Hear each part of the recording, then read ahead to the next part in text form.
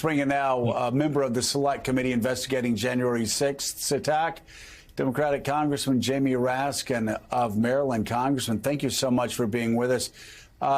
We've all been talking for a couple of hours about how extraordinary yesterday was. Michael Beschloss saying, presidential historian saying it was one of the most remarkable days he can remember. I want to ask you, you were there. What was your takeaway? Well, it was dumbfounding, although not exactly surprising, to learn directly that Donald Trump knew that the crowd was armed. There were lots of people with weapons out there, as Cassidy Hutchinson testified, guns and rifles and flags sharpened into spears and other kinds of implements for violence. And Donald Trump's attitude was just, let's wave them on in and get those metal detectors out of the way, because they're slowing down the growth of my crowd, which is going to be exhorted and incited to march on the U.S. Capitol. So I think that Cassidy Hutchinson destroyed any pretense that Donald Trump and Mark Meadows and all the president's men didn't understand precisely what was happening on that day. Congressman, good morning. As you know, this was an unscheduled hearing. We learned about it the day before. You all rushed back from your district to hear the testimony from Cassidy Hutchinson. What was the urgency of this hearing?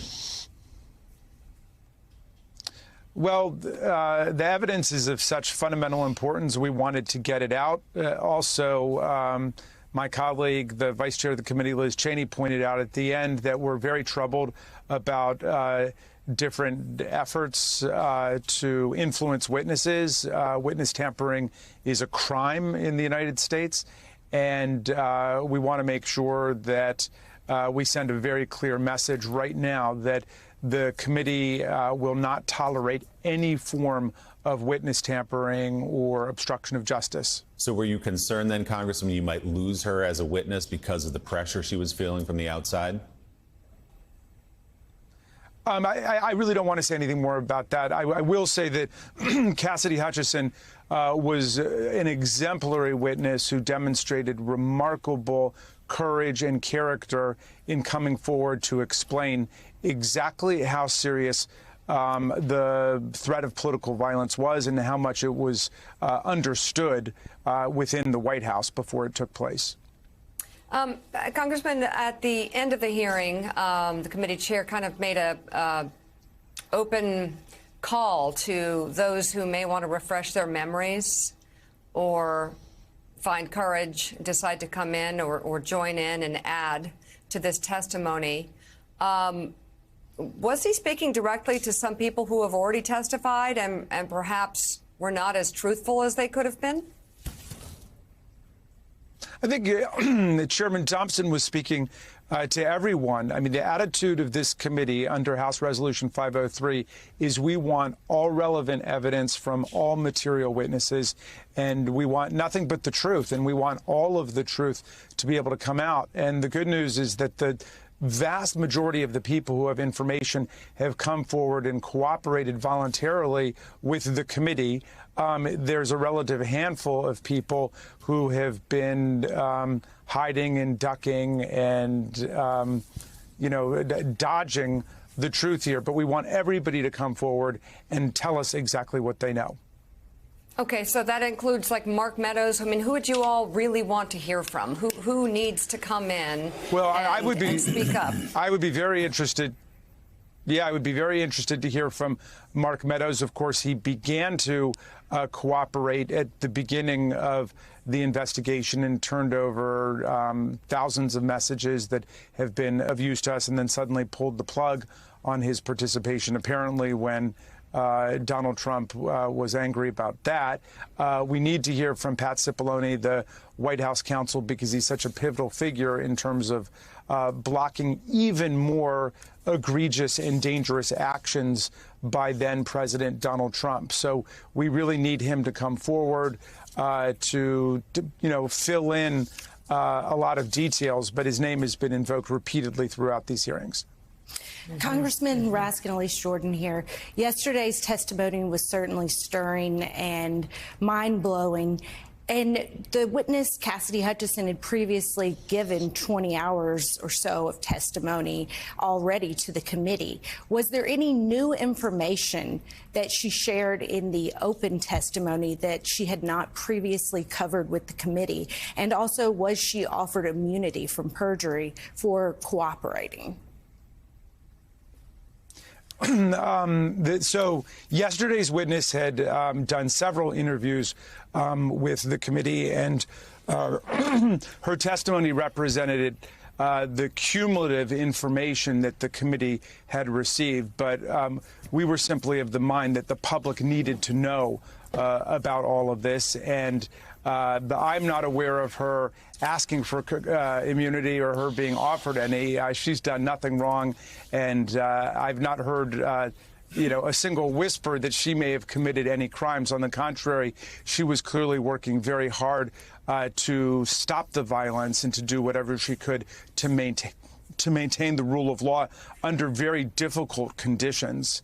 And I think that there are some truly heroic dimensions to what she did yesterday. Congressman, we've been focused this morning on the details of everything you've been laying out. We've talked about the president knowing there were weapons, all the things that happened that day that sort of tried to clear a path for this attempted coup. But one of the narratives, one of the stories that came out of the testimony yesterday that really made headlines and grabbed people's attention also was this incident inside the presidential limousine that Ms. Hutchinson testified to. I mean, in stunning detail about a president who got up and tried to grab the wheel and then got into a physical altercation with his lead Secret Service agent. Our chief White House correspondent, Peter Alexander, reporting this morning that a Secret Service spokesman tells him agents in Trump's presidential SUV are available to testify under oath responding to Hutchinson's new allegations. A source close to the Secret Service says both men dispute that Trump grabbed the steering wheel or assaulted an agent. They do not deny, however, that Trump was irate and demanded they drive to the Capitol. Is it your understanding, and have you corroborated from other witnesses, that President Trump grabbed the steering wheel in that limousine and got into an altercation with his lead agent? Well, Cassidy Hutchinson is an entirely credible witness. She testified under oath in front of the entire country. Everyone was able to judge her demeanor. She has no motivation or interest in lying in any way. And so what we have on the other hand is some anonymously sourced rumors of feelings of particular agents. Look, anybody who wants to testify can come forward and testify under oath about what happened. All we're interested in is the truth. And, I sort of expected yesterday that Ms. Hutchinson, as a young woman telling the truth, would come under fire from anonymous sources. But, that's Washington for you. But I will tell you that nobody is challenging the central material facts of her testimony, that Donald Trump and Mark Meadows were perfectly aware that there were armed people in the crowd, and that Donald Trump wanted to wave them in order to swell the force of that crowd, which he then aimed like a missile at the U.S. Capitol. And in fact, he wanted to lead that march up to the Capitol. He wanted to be in there, and that's what he became so irate about, and nobody's challenging that. Again, I fully expected that Ms. Hutchinson would come under attack, but from my estimation, she spoke with entire credibility and authenticity yesterday. And we've, again, as I said, we've been focused on exactly what you just mentioned, the plot that day. But as you know, it's going to be used in certain quarters as evidence that, well, now you can't believe anything she said if this story turns out not to be true. So is it your understanding, you've seen all the evidence, you've heard from witnesses, you've talked to the two people who are in this story, Mr. Ornato and Mr. Engel, did that incident happen in the car? Okay, I guess we lost Congressman Jamie Raskin. We lost his IFB there. So, guys, obviously, Joe and Mika, this is, this is a story that's grabbed a lot of people's attention when Cassidy Hutchinson testified to it yesterday, and they have heard testimony previously from Mr. Engel, who was that Secret Service agent. And they have heard testimony from Mr. Ornato, who she cites as having told her about that story inside the presidential SUV. Right, exactly. She had the person inside the SUV, and then, from my understanding, again, I want to make. I'm not sure if I have all the names correct, but I think it's Mr. Engel, Secret Service agent, who was there when it was being recounted what went on inside that SUV, and he certainly didn't say anything. He was there. Willie, I think we know what's happening here, and it's probably happening with Cipollone too. You have people who are concerned, Secret Service members who are concerned that if they're testifying about how a president acted in a private moment, that they will somehow be undermining the reliance that presidents can have around Secret Service members, just like Pat Cipollone. But as others have said, we understand that. We understand wanting to protect the institutions, whether it's the Secret Service or whether it's a lawyer's confidence with a president and the advice that he or she gives or takes. But this is obviously something that's extraordinarily different. We've got the congressman back. So, Congressman, what Willie was asking, obviously, you heard the question. It was just whether you've heard the testimony from Mr. Engel, you've heard other testimony surrounding that event. Are you confident that by the end there will be corroborating testimony that corroborates that story?